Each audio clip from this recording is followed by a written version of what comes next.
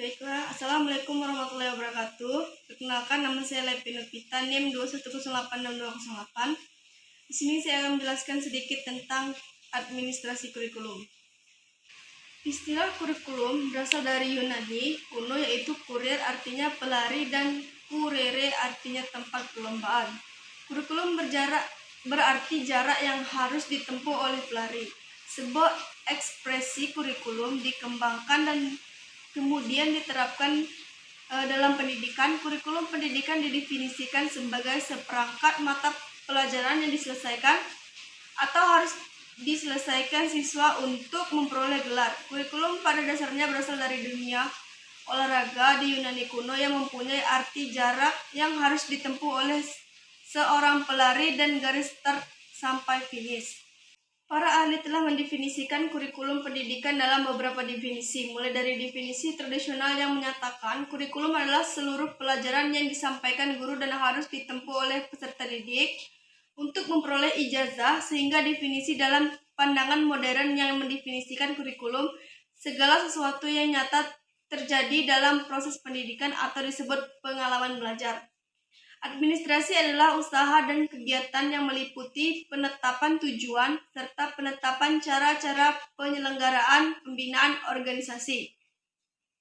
Administrasi adalah kegiatan atau usaha untuk membantu, melayani, dan mengarahkan atau mengatur semua kegiatan dalam mencapai suatu tujuan. Administrasi kurikulum adalah semua kegiatan yang dirancang oleh sekolah bagi semua murid demi perkembangan mereka selama mengikuti pendidikan di sekolah tersebut.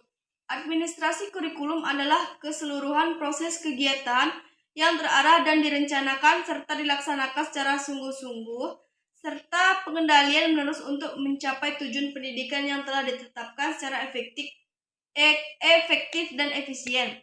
Tugas utama kepala sekolah ialah menjamin adanya program pengajaran yang baik bagi peserta didik, karena pada dasarnya pengelolaan atau manajemen pendidikan fokus terhadap segala usahanya pada praktik belajar mengajar. PBM pada sekolah atau lembaga pendidikan senantiasa diarahkan pada suksesnya PBM itu sendiri. Ada beberapa fungsi dari administrasi kurikulum, diantaranya sebagai berikut. Yang pertama adalah meningkatkan efisiensi pemanfaatan sumber daya kurikulum. Pemberdayaan sumber maupun komponen kurikulum dapat ditingkatkan melalui pengelolaan yang tercerna dan efektif. Yang kedua adalah meningkatkan keadilan atau equity dan kesempatan pada siswa untuk mencapai hasil yang maksimal. Kemampuan yang maksimal dapat dicapai peserta didik tidak hanya melalui kegiatan intrakurikuler, tetapi juga perlu melalui kegiatan ekstrakurikuler yang dikelola secara integritas dalam mencapai tujuan kurikulum. Yang ketiga adalah meningkatkan relevansi dan aktivitas pembelajaran sesuai dengan kebutuhan peserta didik maupun lingkungan sekitar. Peserta didik kurikulum yang dikelola secara efektif dapat memberikan kesempatan dan hasil yang relevan dengan kebutuhan peserta didik maupun lingkungan sekitar.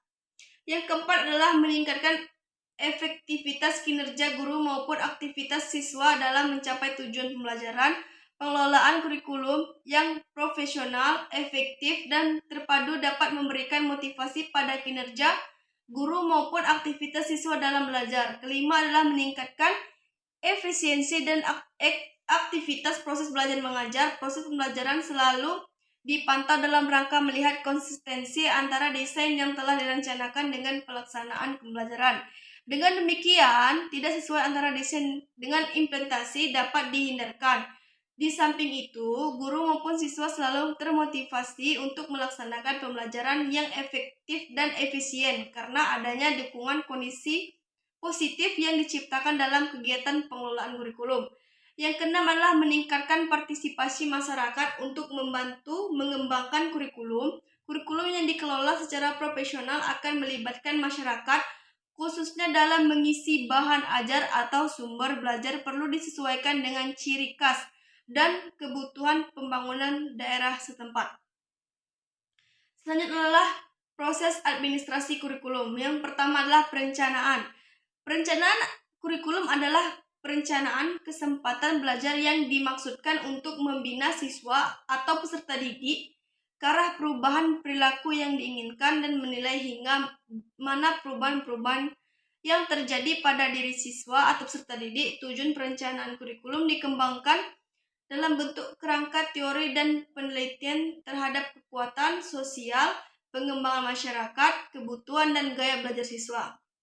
Yang kedua adalah pelaksanaan. Nah, di mana pelaksanaan ini kurikulum dapat dasarnya adalah usaha pelaksanaan kurikulum sekolah, sedangkan pelaksanaan kurikulum itu sendiri direalisasikan dalam proses belajar mengajar sesuai dengan prinsip-prinsip dan tuntunan kurikulum yang telah dikembangkan sebelumnya bagi suatu jenjang pendidikan atau sekolah-sekolah tertentu.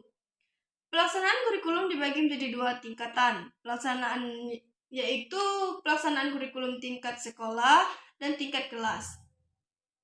Dalam tingkat sekolah, yang berperan adalah kepala sekolah, dan pada tingkat kelas yang berperan adalah guru. Yang ketiga adalah pengawasan. Pengawasan identik dengan kata controlling, yang berarti pemeriksaan. Sedangkan dalam Kamus Bahasa Indonesia, pengawasan adalah penilikan dan penjagaan. Jadi pengawasan berarti mempertahankan dan menjaga dengan baik. Menurut Winardi, pengawasan adalah semua aktivitas yang dilaksanakan oleh pihak manajer dalam upaya memastikan bahwa hasil aktual sesuai dengan hasil yang direncanakan.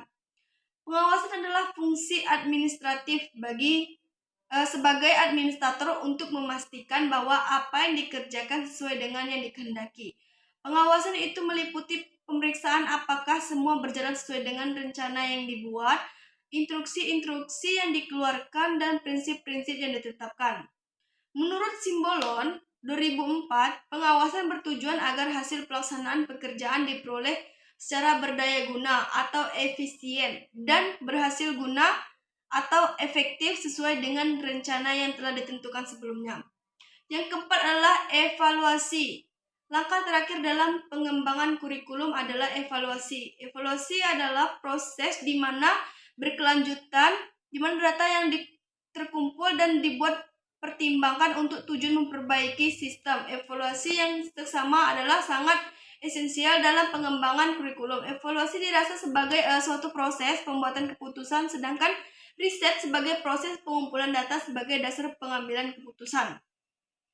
Selanjutnya adalah peran guru dalam administrasi kurikulum. Menurut Sri Herlina dalam Diktat Profesi Keguruan 2011 bahwa di sekolah guru berada dalam kegiatan administrasi sekolah, sedangkan melaksanakan kegiatannya untuk menghasilkan lulusan jumlah dan mutunya telah ditetapkan.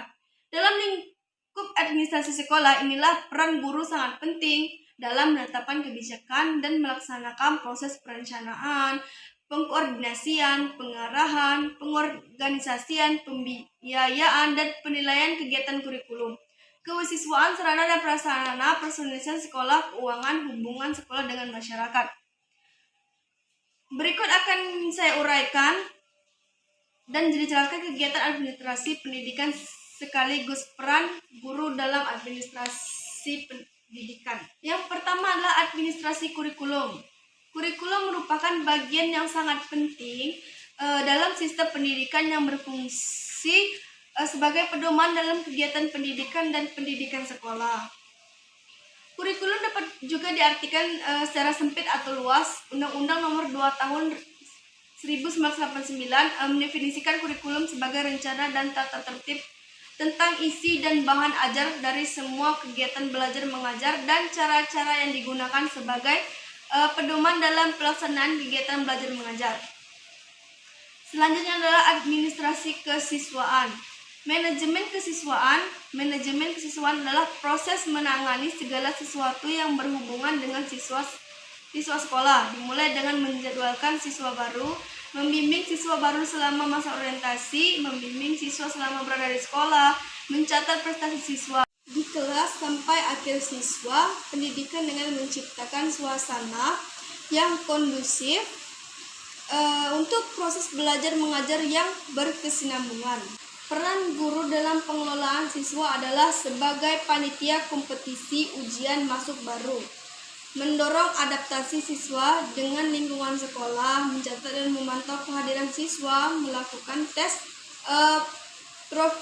profisiensi menciptakan suasana motivasi bagi siswa, menciptakan sekolah yang baik atau kelas, disiplin dan pelaksanaan konseling, karir serta tindak lanjut lulusan. Selanjutnya adalah administrasi personalia. Tenaga pengajar dalam arti luas adalah guru, staf, dan siswa. Dalam pembahasan ini, staf pengajar mengacu pada sekelompok orang yang bertanggung jawab atas kegiatan pendidikan dan kegiatan non-mengajar atau administrasi. Diskusi pribadi ini terbatas dan berfokus pada diskusi guru SMA sebagai pejabat. Pegawai negeri sipil adalah orang yang memenuhi persyaratan yang ditentukan dalam undang-undang yang berlaku. Setelah itu, pejabat yang berwenang mengangkat dan menerima jabatan di lembaga negara atau yang termasuk jabatan negara lain menurut undang-undang yang berlaku. Selanjutnya adalah administrasi keuangan. Direktur bertanggung jawab atas biaya kuliah. Namun demikian, guru juga diharapkan ikut serta dalam pengelolaan biaya. Walaupun hal ini menambah beban guru, namun juga menjadi peluang bagi guru untuk ikut serta mengarahkan pandangan bagi pengembangan proses belajar mengajar. Pengelolaan keuangan meliputi perencanaan, penggunaan, penyimpanan data, pelaporan, dan pelaporan dana yang dialokasikan untuk pengelolaan sekolah. Tujuan dari pengelolaan ini adalah untuk melakukan pengelolaan keuangan yang tepat, sehingga pengelolaan ini dilaporkan sesuai dengan ketentuan yang berlaku. Yang selanjutnya adalah administrasi pengelolaan institusi dan infrastruktur pendidikan. Tugas guru dalam pengelolaan prasarana dan sarana adalah merencanakan, menggunakan, dan memelihara prasarana dan sarana serta memantau penggunaannya. Selanjutnya adalah administrasi sarana dan prasarana, di mana terdapat implementer. Guru berperan dalam mengaplikasikan kurikulum yang sudah ada.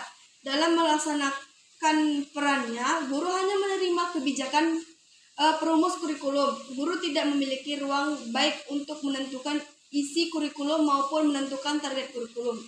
Pada fase implementator, peran guru dalam pengembangan kurikulum hanya sebatas menjalankan kurikulum yang telah disusun atau sebelum reformasi pendidikan. Yang kedua adalah adapters, yang dimana guru berperan lebih dari sebagai pelaksanaan kurikulum, tetapi juga sebagai penyelaras kurikulum dengan karakteristik kebutuhan siswa dan kebutuhan daerah. Dalam fase ini, guru memberikan kewenangannya untuk menyelesaikan kurikulum yang sudah ada dengan karakteristik sekolah dan kebutuhan lokal. Yang ketiga adalah developers, di mana guru berwenang dalam mendesain kurikulum. Guru bukan saja dapat menentukan tujuan dan isi pelajaran yang akan disampaikan, akan tetapi juga dapat menentukan strategi apa yang dikembangkan serta bagaimana cara mengukur keberhasilannya. Sebagai pemegang kurikulum sepenuhnya, guru dapat menyesuaikan kurikulum sesuai dengan karakteristik, visi, dan misi sekolah serta sesuai dengan pengalaman belajar yang dibutuhkan siswa. Yang keempat adalah researcher, di mana peran guru sebagai peneliti kurikulum.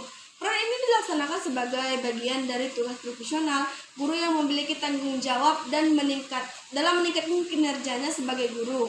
Dalam pelaksanaan peran guru sebagai peneliti, guru memiliki tanggung jawab untuk menguji berbagai komponen kurikulum. Baiklah, sekian saja penjelasan materi administrasi kurikulum dari saya. Saya akhiri, wassalamualaikum warahmatullahi wabarakatuh.